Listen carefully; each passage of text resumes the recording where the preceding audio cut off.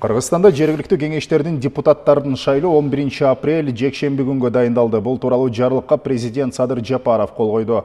Анда шайлоо жана референдум өткөрүү боюнча борбордук комиссиясына бул өнөктүккө чыгымдарды бөлүү, шайлоону даярдоо, өткөрүүдө коопсуздук жана санитардык эпидемиологиялык эрежелердин тартиби боюнча дагы тапшырмалар коюлган. Саламатсыздарбы? Бул кеч эмес программасы. Бул жолу биз борбордук шайлоо комиссиясынын төрагасынын орун басары Абдыжапар Бигматов менен жергиликтүү кеңештердин депутаттарынын кезектеги шайлоо туурасында баарлашабыз. Абдыжапар Гапарович, саламатсызбы? Саламатсыздарбы? Студияга кош келиңиз. Мына өздөрүнүн ыйгарым укуктарынын мөөнөттөрү аяктагандыгына байланыштуу 11 апрелге жергиликтүү кеңештеринин депутаттарын шайлоо тууралуу жарлыкка президент кечээ кол койду. Сиздер эми мындан ары ушул жергиликтүү кеңешке депутаттарды шайлоо өнөктүгүнө даярдыктарды баштап, атайын календардык план бекитесиздер. Ушул шайлоо өнөктүгүн буга чейинки шайлоолордон кандай айырмачылык менен, эмне өзгөрүү менен өтөт? Ушул боюнча алгач маалымат берсеңиз. Сиз белгилеп өткөндөй 11 апрелге жергиликтүү кеңештин депутаттарынын шайлоосу дайындоо жөнүндө указга кол коюлду. Ал указга ылайык Кыргызстан аймагында 448 жергиликтүү кеңешке шайлоолор дайындалды. Алардын ичинен 28 шаардык кеңештерге, калгандары айылдык кеңештин депутаттарынын шайлоосу. Шайлоону даярдоо, өткөрүү боюнча указдын бөлүктөрүнө ылайык борбордук шайлоо комиссиясы тиешелүү мамлекеттик органдар менен жана жергиликтүү өз алдынча башкаруу органдары менен биргеликте даярдоону, өткөрүүнү жүзөгө ашырат. Ага ылайык округдарды түзүү, шайлоочулардын алдын ала тизмесин даярдоо, сиз белгилеп өткөн календардык уюштуруучу иштеринин календардык планын жана чыгымдардын сметасын эсептеп чыгып бекитүү борбордук шайлоо комиссиясынын милдети. Ал эми аймактык, участкалык шайлоо комиссиялары дагы шайлоону даярдоо, өткөрүүгө даярдыктарды көрө баштайт. Бул биринчи кезекте шайлоочулардын тизмесин тактоо иштери. Ыйгарым уктуу мамлекеттик орган бул мамлекеттик каттоо кызматы борбордук шайлоо комиссиясына азыркы күнгө жергиликтүү жамааттын мүчөлөрү болгон шайлоочулардын тизмесин берет. Аларды мыйзамда көрсөтүлгөн 10 күндүн ичинде борбордук шайлоо комиссиясы аймактык шайлоо комиссиялары менен биргеликте аларды элдин таанышуусу үчүн басып чыгарып, жерлерде шайлоо тилкелерине илинет. Шайлоочулар өздөрүнүн бар жок экендигин, өзү жөнүндө маалыматтардын туура киргизилгендигин текшерип чыгууга ушундай мүмкүнчүлүк бар. Шайлоону даярдоодо жергиликтүү кеңештин депутаттарынын шайлоосун даярдоо учурунда бизде мыйзамга ылайык эки түрдүү система менен шайлоолор жүргүзүлөт. Атап айтсак, аймактык шаардык кеңештин депутаттарынын шайлоосу бул пропорционалдык система менен, башкача айтканда саясий партиялар аркылуу жүргүзүлөт. Ал эми айылдык кеңештин депутаттарынын шайлоосу болсо мажоритардык система дейбиз. Бул көп мандаттуу шайлоо округдарынан талапкерлерди ушу шайлоочулар түздөн түз шайлоого укугуна ээ болот. Талапкер катары көрсөтүү укугу саясий партияларга, шаардык кеңештердин депутаттын шайлоосунда саясий партияларга таандык. Ал эми айылдык кеңештин депутаттарынын шайлоосунда талапкерди көрсөтүү укугу саясий партияларга жана Кыргыз Республикасынын жарандарына өзүн өзү көрсөтүү жолу менен ушундай укук берилген. Эми албетте сиз экөөбүздүн жолугушуубуз, баарлашуубуз жарлык чыккан эртеси эле болуп жатат. Азырынча чыгымдардын сметасы дагы так түзүлө элек, кете турчу финансылык каражаттар так аныктала элек. Өзүбүз белгилегендей, мына календардык план дагы азырынча бекитиле элек. Бирок ошонусу дагы Абдыжапар Гапарович, практика көрсөткөндөй, жергиликтүү кеңештердин депутаттарын шайлоо чыгымы башка парламенттик, президенттик шайлоолорго караганда кандай сумма кетет, дагы кандай өзгөчөлүктөр менен коштолот? Бул баары бир шайлоо өткөрүү өнөктүгү, аны даярдоо борбордук шайлоо комиссиясына жүктөлүп атат.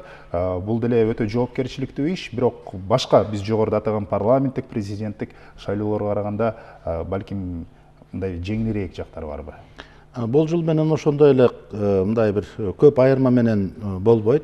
Финансылык чыгымдар себеби шайлоочулардын тизмесин түзүү, аны чыгаруудагы 3 баягы алдын ала тизме, контролдук тизме, анан акыркы тизме, анан шайлоо комиссияларынын иштөө сүйдагы мисалы парламенттик шайлоодо, президенттик шайлоодо мисалы 3 айлык, 4 айлык мөөнөт керектелсе, азыр жергиликтүү кеңештин депутаттарынын шайлоосунда бул 2 айлык мөөнөт менен дайындалат. Ошого жараша бир 100 миллион сомдун тегерегинде, 100-200 миллион сомдун тегерегинде бул каражат азыраак кетиши мүмкүн.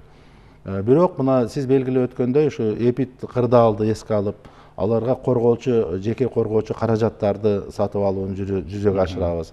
Мурда мисалы референдум өткөрүүдө, парламенттик, президенттик шайлоолорду өткөрүүдө биз эл аралык өнөктөштөргө кайрылып, алардын да колдоосу мындай сезилерлик колдоолор болгон. Анткени ошол баягы биздин республикалык масштабтагы өткөрүлүп аткан саясий кампанияны маанисине болуп, алар дагы ушундай жардамдарды беришкен. Бул жергиликтүү кеңештин депутаттарынын шайлоосунда дагы биз өнөктөштөр менен сүйлөшүүлөрдү жүргүзүп атабыз азыр. Ушул жеке корголчу каражаттарды башка жагынан шайлоо комиссияларынын мүчөлөрүн, шайлоо процессинин башка катышуучулардын окутуу иштерин ушундай жардам берип колдоо көрсөтүүсү боюнча азыркы убакта уюштуруу иштери жүргүзүлүп атат. Буюрса бул жакшы жетишкендикке жеткирип, биздин финансылык чыгымдарга дагы бир жардамдарды болушу күтүлүп атат. Ошол эле учурда добуш берүү үкөктөрү, шайлоо урналарынын бардыгы буга чейинки шайлоолордо колдонулган автоматтык эсептегич үкөктөрдүн бардыгы колдонулуп атты. Туура айтасыз, бул автоматтык эсептегич урналар жана биз идентификация өткөрүүчү, шайлоочулардын өздүгүн таануучу ушу биздин техникалык жабдыктардын бардыгы азыркы убакта ушул сыноолордон өткөзүп даярдалып атат. Ошол мурдагы биз колдонуп жүргөн автоматтык эсептегич урна жана башка техникалык жабдыктардын бардыгы биздин бардык шайлоо тилкелерге, шайлоо округдарында жетте турган санда камсыздоо иштери жүргүзүлөт. Жетиштүү санда азыр биздин Борбор шайлоо комиссиясынын балансында бар. Демек, участкалык шайлоо тилкелеринин кызматкерлерин жана башка адистерди кошумча окутуу зарылчылыгы азыр барбы, же буга чейинки шайлоолордо иш алып барган адистер бул жолу дагы кайрадан тартылабы? Негизинен ошол участкалык шайлоо комиссиянын мүчөлөрү жүргүзөт жана биз техникалык жактан адистерди чакырышыбыз мүмкүн, бул операторлорду. Бул республикалык деңгээлдеги масштабтуу иш-чарага караганда бул түйшүгү көбүрөөк болот. Анткени көп мандаттуу шайлоо округдары болот. Мисалы кээ бир жерде 2 мандаттуу, кээ бир жерде андан көп 5, 6, 11 мандатка чейин шайлоо округдары түзүлүп мүмкүн. Ошого мындай өзгөчөлүгүнө карап, бул биз сөзсүз түрдө шайлоо комиссияларынын мүчөлөрүн, тиешелүү техникалык адистерди биз окутууну жүзөгө ашырабыз. Анткени биз шайлоо кампаниясын өткөрүүдө биз кынтыксыз өткөргөнгө жетишибиз керек. Жана техникаларыбызда дагы мисалы болуп өткөн шайлоо кампанияларынан мындай тажрыйбасы көрсөткөндөй, айрым убактарда биздин автоматтык эсептегич урналар бир убактылуу иштебей калган убактар болду. Ушундай нерселердин ушу минималдуу болушун, аларды болтурбоо үчүн биз тиешелүү окууларды жана техникалык сыноолорду, кароолорду өткөрүүгө биз мажбурбуз. Шайлоого баам салып, көз сала турган байкоочулар тууралуу кеп уланта турган болсок, бул жолу жергиликтүү кеңештин депутаттарынын шайлоого байкоочулар миссиясы эл аралык коомчулуктан дагы чакырылабы, же өз өлкөбүздүн ичинен эле ар бир талапкердин өзүнүн мындай бир өкүлү байкоочу катары отурабы?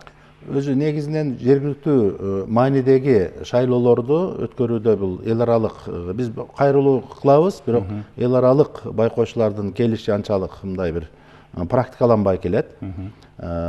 Бирок ушул биз менен өнөктөш болуп жүргөн эл аралык уюмдардын өкүлдөрү ушундай көз салып, назар салышы мүмкүн, алар байкоочулар катары. Андан сырткары биздин шайлоо процессинин катышуучусу болгон саясий партиялар, коомдук бирикмелер, бейөкмөт уюмдар, коммерциялык эмес уюмдар да өзүнүн байкоочуларын койгонго жана ар бир талапкер өзүнүн байкоочуларын койгонго укуктуу. Ошого жараша биздин шайлоо процессинин ачык айкын жүрүшүнө, шайлоо процессинин ушундай принциптерди биздин мыйзамдагы негизги талаптардын аткаруусун көзөмөлгө алган ушундай байкоочулардын өзүнчө институту бар. Абдыжапар Гапырович, эми мына ушул шайлоого атсалыша турган талапкерлер тууралуу уланта турган болсок, мынакей 28 шаардык кеңешке бул партиялык система менен шайланышат. Ал эми калган айылдык кеңештин депутаттары көп мандаттуу округдан шайланышат. Талапкерлер алар кимдер боло алат? Кайсыл жаш курактан баштап кандай талаптарга жооп бериш керек? Эмнесине көбүрөөк көңүл буруп текшересиздер? Туура айтасыз, бул талапкер саясий партиялар үчүн дагы, биздин жарандар үчүн дагы ушундай өзүнчө бир талаптар бар. Талапкерлер үчүн коюлчу. Саясий партиялар дагы аркылуу дагы өзүнчө өзүн өзү көрсөткөн биздин жарандарыбыз үчүн дагы талаптар бирдей. Бул жалпысынан Кыргыз Республикасынын жараны болуш керек, 21 жаштан жогорку жараны болуш керек. Анан бир өзгөчөлүгү ушул жергиликтүү жамааттын мүчөсү болуш керек. Мисалы, шаарларда талапкер боло турган саясий партиянын тизмесине кире турган талапкерлер ошол шаардын тургуну болуш керек. Ошол жерде каттоосу ошол жерде болуш керек. Айылдык кеңештердин депутаттыгына атсалыша турган жарандарыбыз ошол айылдык кеңештин аймагында каттоосу болуш керек. Бул бир сөз менен айтканда жергиликтүү жамааттын мүчөсү болуш керек. Шайлоого катышуу укугу дагы, мисалы, мурдагыдай форма 2 менен башка жакка жылмай же башка деген жок. Ошол жергиликтүү жамааттын мүчөсү гана шайлоого катышат. Ошол айылдык кеңештердин аймагында, ошол айылдык кеңештин аймагында жашаган жарандар гана шайлоого катышат. Шаарларда болсо ошол эле убакта шаардын тургуну болуш керек сөзсүз түрдө, анын каттоосу ошол жерде болуш керек. Мындан сырткары дагы бир коюлуучу талаптардын бири бул билими жөнүндө. Мурда жок эле, азыр жалпы орто билимден төмөн билим болбош керек. Башкача айтканда, орто билимден жогорку билими болуш керек талапкерлердин. Мындан сырткары дагы бир талап шайлоо күрөөсү боюнча. Бишкек Ош шаарынан башка шаарлар үчүн саясий партиялар 20 000 сом өлчөмүндө шайлоо күрөө коюш керек. Ал эми Бишкек жана Ош шаарлары үчүн саясий партиялар 50 000 сом өлчөмүндө шайлоо күрөөсүн коюш керек. Ал эми айылдык кеңештин депутаттыгына атсалышып аткан талапкерлер үчүн 1000 сом өлчөмүндө шайлоо күрөөсүн коюуга тийиш. Ал эми үгүт өнөктүгү тууралуу сөз кыла турган болсок, кандай негизде үгүт жүргүзүп алышат? Атайын жергиликтүү массалык маалымат каражаттары аркылуу дагы үгүт жүргүзүү укугуна ээ болушабы? Туура айтасыз, бул шайлоо алдындагы үгүт иши дагы шайлоо процессин уюштурууда бир негизги бир этаптардын бири болуп эсептелет. Үгүт кампаниясы шаардык кеңешке атсалышып жаткан саясий партиялар үчүн шайлоо күнүнө 1 айлык мөөнөт калганда башталат, жана 24 саат калганда. Башкача айтканда 10 апрель күнү эртең менен саат 8-де токтотулат. Ал эми айылдык кеңештин депутаттыгына талапкерлер үчүн шайлоо алдындагы үгүт иши 20 күндү өзүнө камтыйт. Башкача айтканда, шайлоо күнүнө 20 календарлык күн калганда шайлоо алдындагы өнөктүк башталып, үгүт иштери башталып, добуш берүүгө 24 саат калганда аяктайт. Шайлоо алдындагы үгүт ишине катышуу үчүн массалык маалымат каражаттары, интернет басылмалар ушул шайлоо алдындагы үгүт ишине катышуу үчүн атайын аккредитациядан өтүш керек Борбордук шайлоо комиссиясында. Ал үчүн тиешелүү массалык маалымат каражаттары жана интернет басылмалар тиешелүү документтер менен каттоодон өтүш керек. Ошондон кийин ал шайлоо алдындагы үгүт иштерине катышууга укук алат. Бул көбүнчө жергиликтүү маанидеги шайлоолор болуп атканынан ошол жергиликтүү мезгилдүү басылмалар, жергиликтүү массалык маалымат каражаттары ушундай катышканга мындай практикада көрүп жүрөбүз. Акысыз? Жок, ал саясий партиялар дагы жана талапкерлер дагы келишим түзүү менен ушул аккредитациядан өткөн массалык маалымат каражаттары, интернет басылмалары менен ал келишим түзүп, ушундай шайлоо алдындагы үгүт иштерине катышууга укуктуу. Мындан сырткары массалык маалымат каражаттарынан сырткары талапкерлер, саясий партиянын өкүлдөрү элдер менен жолугушууларды уюштурушу мүмкүн. Мындан сырткары бир көрсөтмө, мисалы плакаттарды, бир басылмаларды даярдап, мисалы плакат, визиткаларды, өзүнүн программасы же болбосо саясий партиянын бир программалары жөнүндө тиешелүү материалдарды басып чыгарып таратуу менен жүргүзүлүшү мүмкүн. Сөзсүз түрдө бардык шайлоо алдындагы үгүт иштери шайлоо фонддору аркылуу болот. Бул жерде дагы талапкерлер дагы, саясий партиялар дагы, шаардык кеңеште саясий партиялар шайлоо фонддорун түзүлөт. Ал эми айылдык кеңештердин талапкерлери үчүн айылдык кеңештин депутаттыгына талапкер сөзсүз түрдө шайлоо фондун түзүш керек. Ошол фондунан жаңы шайлоо күрөөсүн чегерүүнү дагы жана шайлоо алдындагы үгүт кампаниясын жүргүзүш үчүн дагы шайлоо фондунан каражаттарды иштетиш керек. Шайлоо фондун ачпай туруп үгүт жүргүзгөн талапкерлер болсо, эми көбүнчө айылдык кеңештин депутаттары алгачкы жолу ат салышып жаткандар болушу мүмкүн.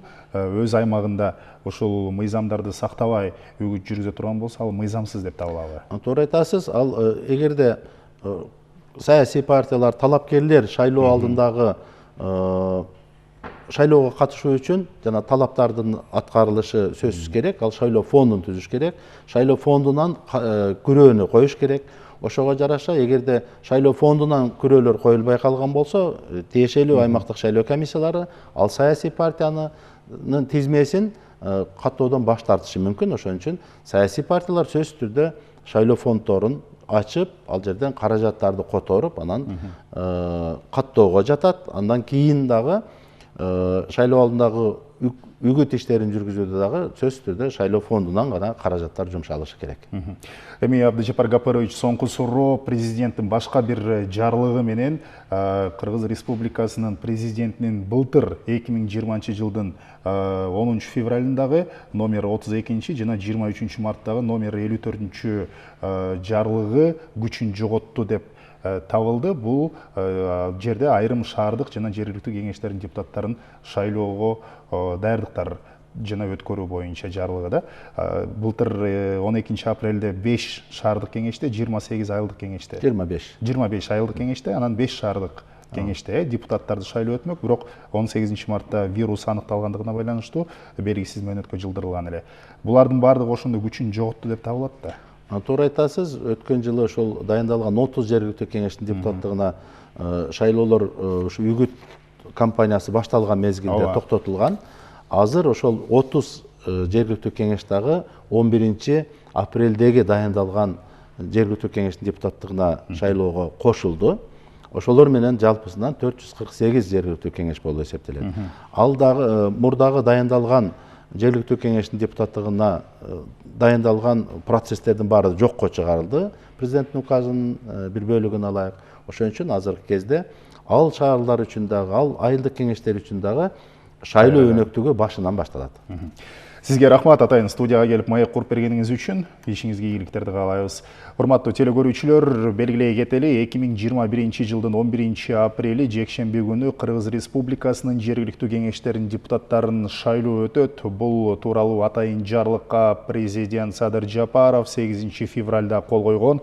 Биз Борбордук шайлоо комиссиясынын төрагасынын орун басары Абдыжапар Бекматов менен мына ушул багытта маек куруп маалыматтарды алдык. Программаны Расул Багышбаев жүргүздүм.